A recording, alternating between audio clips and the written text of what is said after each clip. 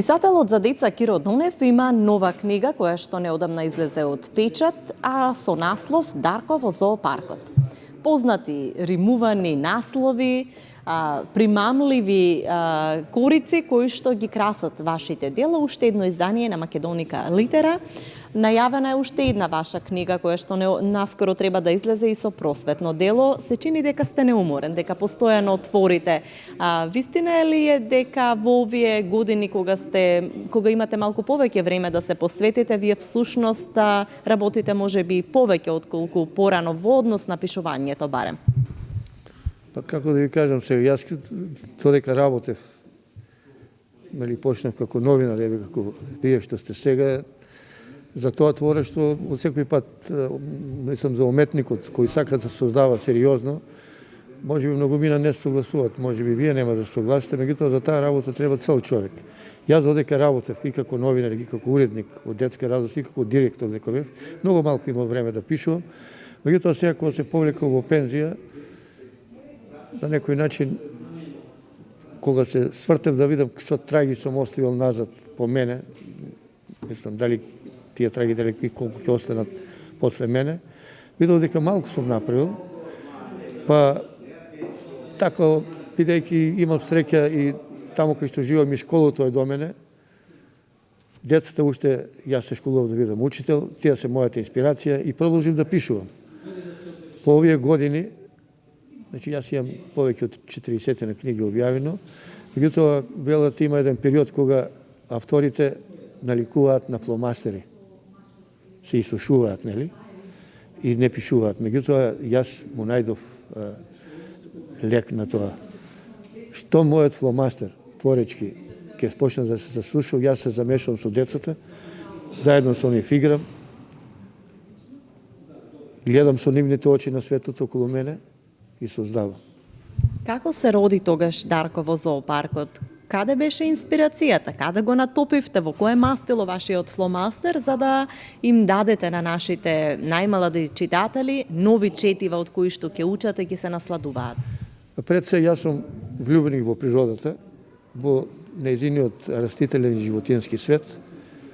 Имав и една серија на телевизија Природата храни и лекува, а скоро и како уште од мал се дружев со природата, ги засакав сите животни, инсекти, птици и така натаму, особено оној малиот свет покрај кој ние секојдневно минуваме, а не го забележуваме, ониот дивиот свет што е, кој благодарение на тоа што луѓето, ние повеќе возрастните отколку децата, сме виновни за тоа, што влегуваме во природата како на трапници и сакаме се да земеме од нејзе, да не оставиме ништо на таа нејзина трпеза за оние што доаѓаат после нас.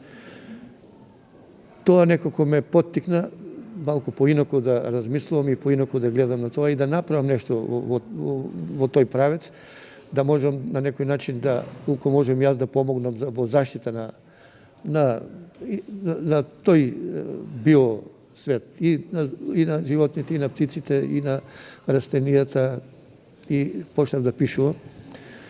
Тоа го направив преку еден мој јунак кој се вика Дарко, а бидејќи сите животни што се диви повеќе може да се видат во природата, во зоопаркот, бидејќи во природата веќе се помалку ги има, ние се направивме да им ја уништиме таа природна средина, малку со ловократството, малку со палењето на шумите, со поплавите и така натаму, тие почнаа неповратно да исчезнуваат од нас и голема среќа е што денешните зоолошки градини ги направија така да личат малку повеќе на нивно природно живеалиште, па тука тој вид што полека исчезнува, што не може да се сретне во природата, почесто ќе го видиме во зоолошките градини, тука им се овозможува на некој начин да се размножуваат. Може би не знаете, меѓутоа да ви кажам, еве белата газела, таа така неколку примеруци уште има од неј изостанено.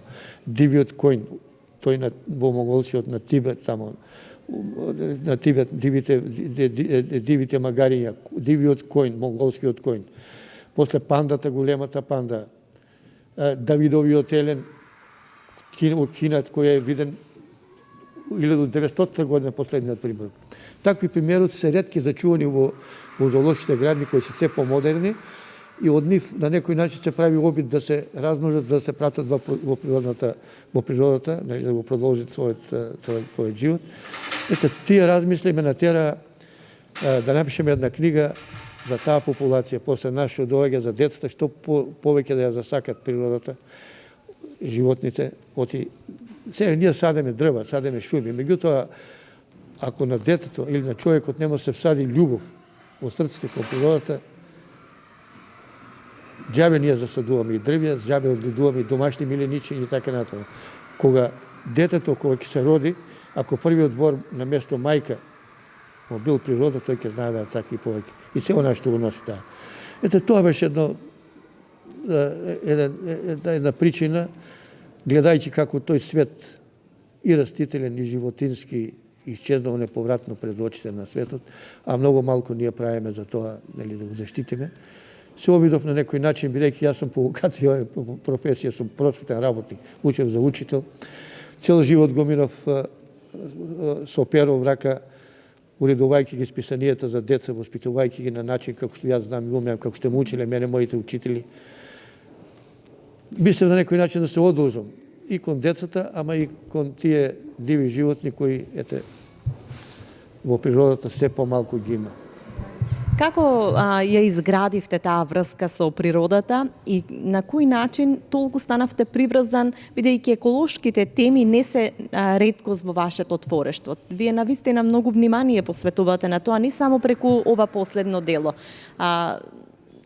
Како се најдовте на пола пат помеѓу детството и љубовта кон природата? Епа, вака детството, како се вика, животот, јас не знам како бил животот на градските деца во таа урбана средина. Меѓутоа, нашето детство, нели, преди повеќе од половина век, што го живеа, тоа босоного детство, така наречено, која тоа така наречено пролет на човековиот живот. Јас го минав повеќе по ливадите, по тие ливади кај што немаше пестициди, кај што немаше отрови, кај што немаше кисели дождови, кај што немаше палење на шумите, кај што реките можеше додеш да се напиеш вода од нив, па дури од една стапалка на некој којн во некоја нива, од дождовница, ако паднало, ако се напиеш вода, пак немаш ли да. Денес, како ги измиеш раците во било која река, треба да одиш на хемиско чистење или ќе добиеш некоја уртикарија, некоја зараза и така натаму. И ете, значи, таа љубов мене ми се всади уште од детството. Додека бев известно време бев и овчар, пасав овци, одев по полето. Ја засака природата.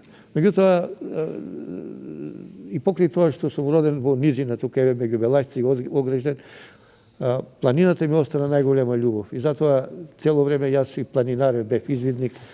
Никој пат не сум летувал во хотели. Јас секој пат кампував на различни места.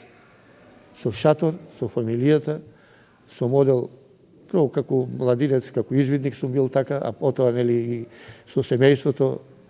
Од сите наши планини сум бил. Китка, Скопска Црнагора, Беласица, јас тука тие Мокринските извори, јас ги отворив тие Мокринските извори, тука кампував преди 40 години, по цел месец сум одел.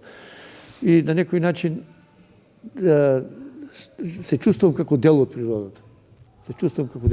И едноставно мислам дека човекот се уште не е свесен дека тоа излитана фраза дека се ја сече гранката на која што седи, ама ако дојде до тоа, и мајмуните живеат на гранка, нели седат на гранка и таму живеат, ама не се сечат гранката кај што скокаат. Знаат дека им треба. А на човекот